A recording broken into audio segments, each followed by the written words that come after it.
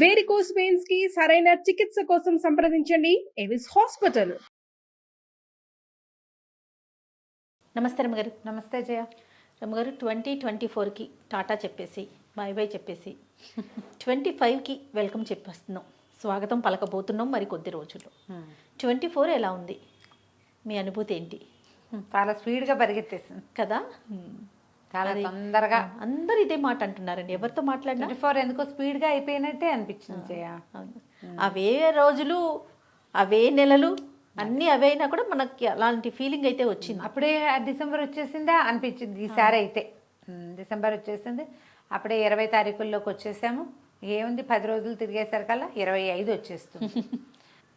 అంటే ఇదివరకటికి ఇప్పటికి ఈ సంవత్సరము తీవ్రమైన అనారోగ్యాలు కాదు కానీ ఏమిటో అనారోగ్యాలే ఉన్నాయి జయ. ఎల్లెడలా నువ్వు ఎక్కడ చూడు ప్రతి వాళ్ళకి ఇదేమిటి చికెన్ గున్యా ఒకటి విపరీతంగా వచ్చింది.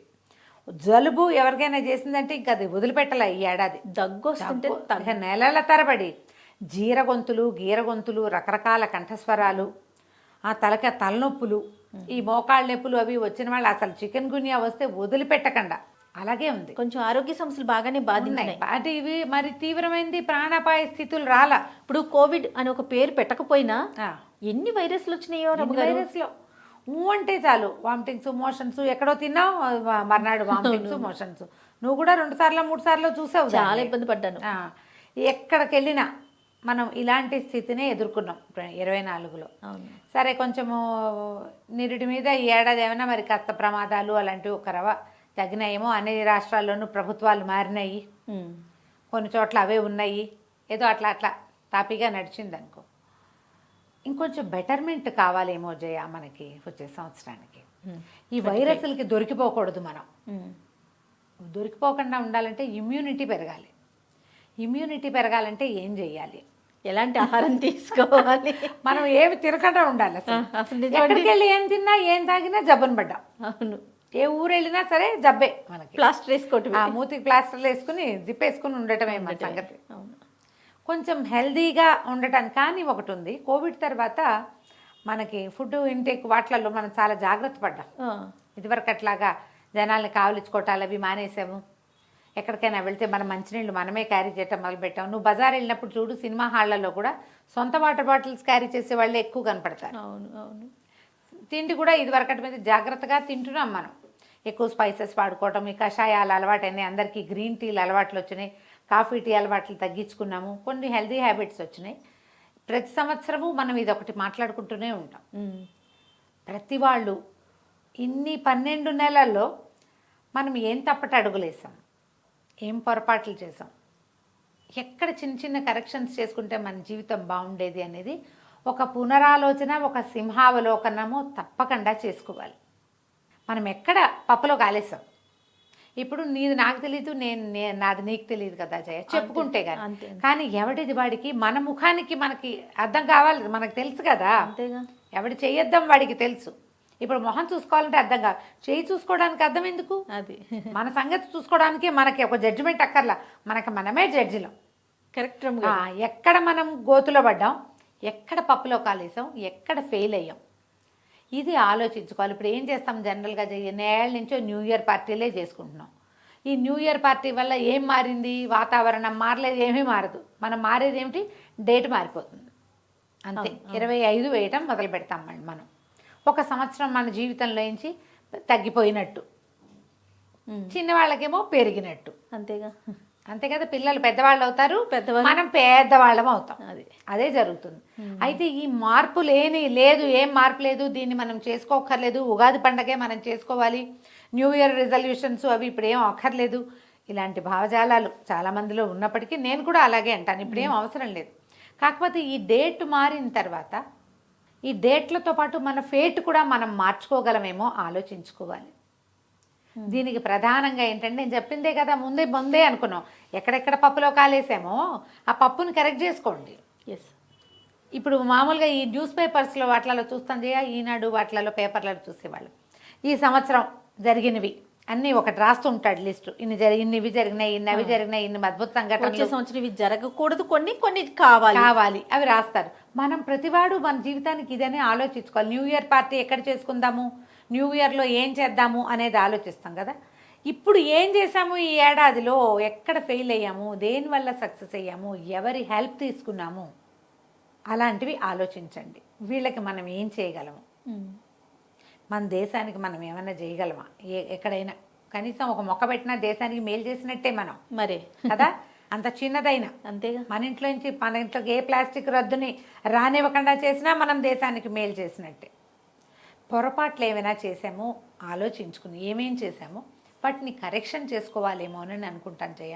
న్యూ ఇయర్ రిజల్యూషన్ నేను ఏదో ఒకటి చెప్తూ ఉంటాను, పెట్టుకుంటాను, నేను కూడా పెడతా. ఇప్పుడే అనుకుంటాను వచ్చే సంవత్సరం మాత్రం ఈ పొరపాటు చేయకూడదు, ఇప్పుడు ఈ పని చేయాలి. ఈసారి ఇంకా ఏం ఆలోచించలేదు జయ, చేయాల ఇంకా దాని మీద గట్టిగా. కానీ నాకు ఖచ్చితంగా నేను ఒక రాసి పెట్టుకుంటా. అరే కొంచెం లేట్గా చేయాల్సిందని ఈ టాపిక్.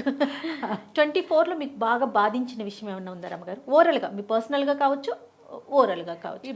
ఎందుకంటే సమాజంలో ఉన్నాము, నలుగురు మనల్ని చూస్తున్నారు, మన మాట వింటున్నారు కాబట్టి సొసైటీ పరంగా చెప్పండి, తర్వాత మీ పర్సనల్గా చెప్తారు. కానీ పర్సనల్ థింగ్స్ ఏవో చిన్న చిన్న ఇబ్బందులు జీవితంలో తప్పవు కదా, పెద్దగా అంటే అయినవి తక్కువ ఉన్నాయి ఏవో, కానీ అదంత పెద్దగా చెప్పుకోదగినది ఏం కాదు. ఇవి ప్రతి వాళ్ళకి ఉంటాయి కదా. ఓవరాల్గా ఏంటంటే సమాజం అంత హెల్దీగా లేదు అనే అనిపించింది నాకు.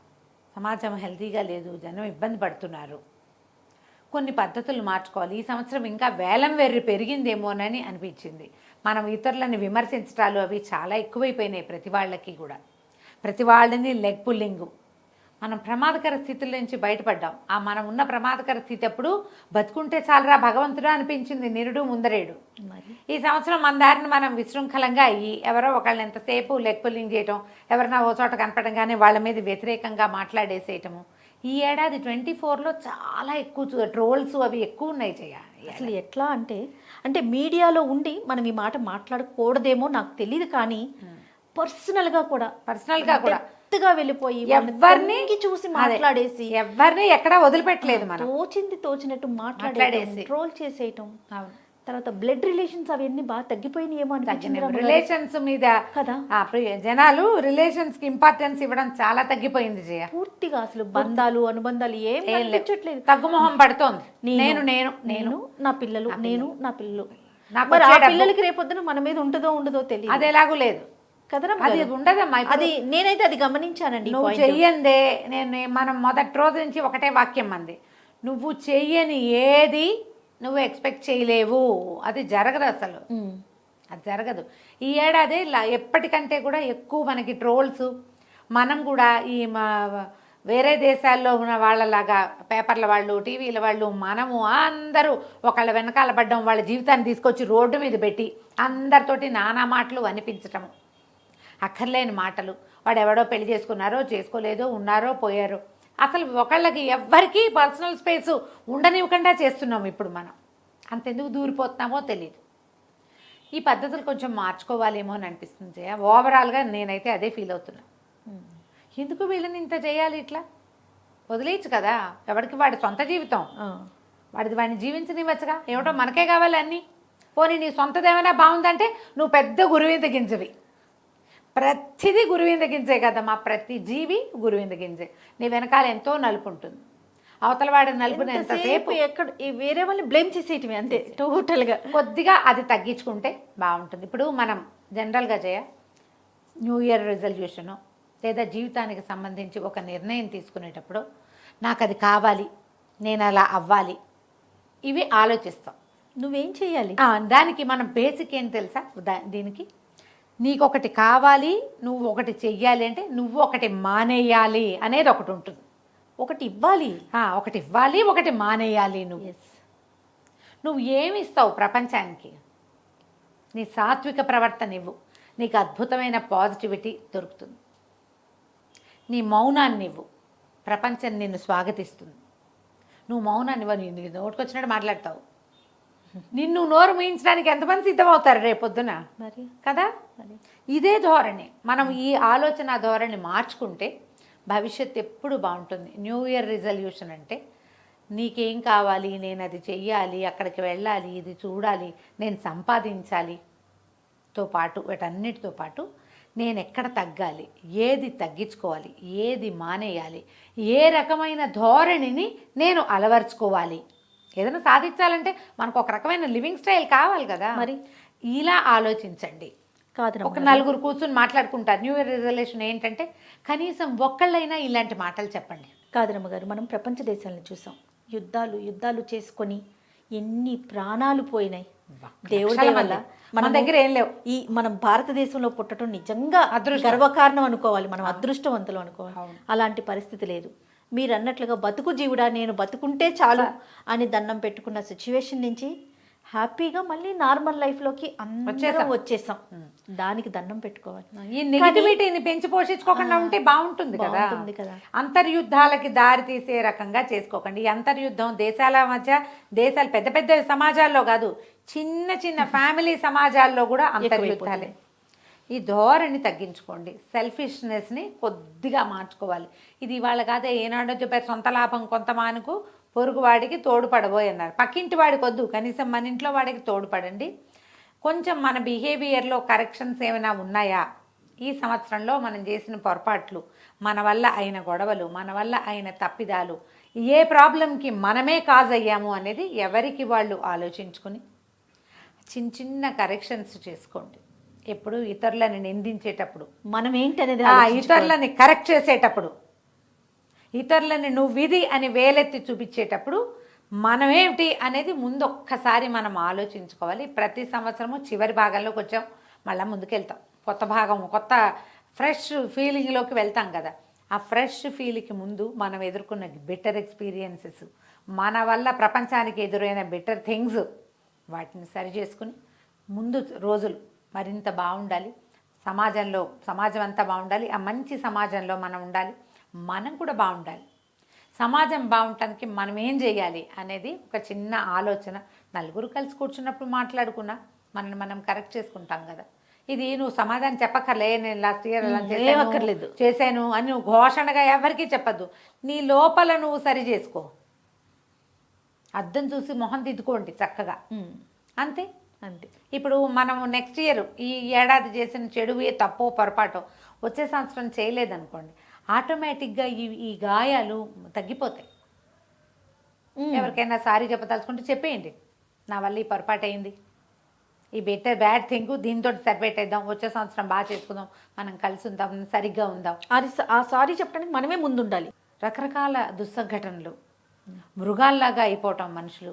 అవునండి. ఇప్పుడు మనకెంత బతుకు కావాలో ప్రతివాడికి అదే బతికే అవకాశం కావాలి కదా. ఇక పెద్ద పెద్ద చదువులు చదువుకున్న వాళ్ళు, సమాజానికి ఉపయోగపడాల్సిన వాళ్ళు, అలాంటి ఇంగితం కూడా లేకుండా ప్రాణాలు కూడా తీసేస్తున్నారు. ప్రాణాలు తీసేయటము, ఆడపిల్లల విషయంలో దుర్మార్గమైన ప్రవర్తన. అవునండి, అవును. అసలు ఒక్కొక్కటి తలుచుకుని ఏదైనా పేపర్ చూస్తే బాబోయ్ రేపేం చూడాల్సి వస్తుందో దేవుడా అనిపించేలాంటి సిచ్యువేషన్స్ కొంచెం అవి తగ్గాలేమో జయ. ఎట్లా మనుషులకి నేనే కాదు నాలాగా పక్క వాళ్ళు కూడా బతికే అవకాశం ఉండాలి అని ఎందుకు అనుకోవట్లేదండి. రోజు రోజుకి అలాగే వెళ్తోంది సమాజం. ముందుకెళ్తామంటే ఎలా ముందుకెళ్తుంది? మనం టెక్నాలజీ ముందుకెళ్తుంది. ప్రపంచంలో ఎక్కడున్న వాడితోటైనా మాట్లాడుతాం. ఎవరికైనా ₹1 పంపాలంటే ప్రపంచంలో ఎక్కడున్నా ₹1 ఒక నిమిషంలో పంపించేయగలుగుతున్నాం. దీంతో పాటు చంపేయగలుగుతున్నాను జయ. అవును, చంపేస్తున్నాము, నాశనం చేసేస్తాము, బతికే అవకాశం లేకుండా చేసేయటము. పరమ క్రూరమైంది, మృగాల్లాగా అయిపోవటం. మనిషి అన్న, మనిషి ప్రాణం అన్న, ముఖ్యంగా ఆడపిల్లల ప్రాణం అంటే విలువ లేదు. పురుగును చూసినట్టు చూసి నలిపి పడేస్తున్నారు. దాన్ని నేలకేసి రాసేయటమే. సమాజం ఎలా, వీళ్ళు సమాజంలో మామూలు మనుషుల్లాగా ఎలా తిరగలుగుతున్నారో ఏమో. వీటికి శిక్షలు లేవేమో జయ, ఇంకొంచెం శిక్షాస్మృతి గట్టిగా ఉండాలేమో అని ఇది పదే అనుకుంటామండి. వెంటనే ఇలా ఏదైనా ఒక దుస్సంఘటన అనగానే చంపేయాలి వాడు అని తెలిసింది, కొంచెం స్పీడప్ చేయాలి. ఇప్పుడు శిక్షలు కఠినంగా ఉంటే కొంచెం ఇలాంటి దుస్సంఘటనలు జరగకుండా ఉంటాయేమో అనిపిస్తుంది. ఏదో అది జరిగినప్పుడు ఒక 4 రోజులు అమ్మ అని అందరం మాట్లాడే తర్వాత క్యాండిల్ ర్యాలీలు చేయటం అయిపోతుంది. తర్వాత ఆ వేడి ఉండట్లేదు. మళ్ళీ ఇంకొక అలారం మోగంగానే మళ్ళీ ఎగ్జాంపుల్ తీసుకుని మాట్లాడుకుంటున్నాం అంతే. ఆ కేసు ఈ కేసు అని ఆ కేసుల గురించి మాట్లాడుకోవటమే ఉంటుంది, కానీ చెయ్యకుండా ఉండే స్థితి రావటం లేదు.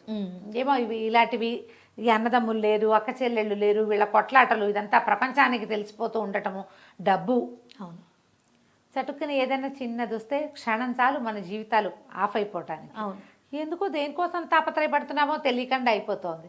కనీసం ఫర్దర్ ఇయర్స్లో అయినా, ఇప్పుడు వచ్చే సంవత్సరం ఒక కొత్త సంవత్సరంలోకి అడుగు పెడుతున్నాం, జీవితాన్ని మార్చుకుందాం, ఈ పద్ధతిగా ప్రవర్తించొద్దు, మనం బతుకుదాం, పక్కవాడిని కూడా అక్క చెల్లెళ్ళు అన్నదమ్ముల్లో లేకపోతే మనలాగా తోటి మానవుల్లో బతకనిద్దామన్న ధోరణి రావాలి మనుషుల్లో. మనం న్యూ ఇయర్ రిజల్యూషన్ ప్రేమ, అనగానే ఇదే. కరుణ, దయ, అసలు అంటే అవి అసలు పదాలు లేవు జయ. ఇప్పుడు సెల్ఫిష్, స్వార్థం అదే ఉంది. అయ్యో అన్న మాట వినట్లేదు అసలు. అంటే ఎవరికైనా వస్తే అయ్యోళ్ళు ఉంటాయి జయ, నీకు అర్థం అవుతుందా నేనేం చెప్తున్నాను? మనం ఫేస్బుక్లోనో పేపర్లో చూస్తాం, అయ్యో పాపం అనుకుంటాం. అదే మన దగ్గర ఏదైనా ఓన్ ప్రాబ్లం వచ్చిందనుకో, మనమే ఇంపార్టెంట్. మన పక్కన ఉన్న మనిషి మనం అయ్యో అయ్యో అనం, ఎవరికో అయ్యో అంటాం. అదే ప్రాబ్లం మన ఇంట్లో వస్తే మనమే దాన్ని సరి చేసుకోవడానికి ప్రయత్నం చేయం.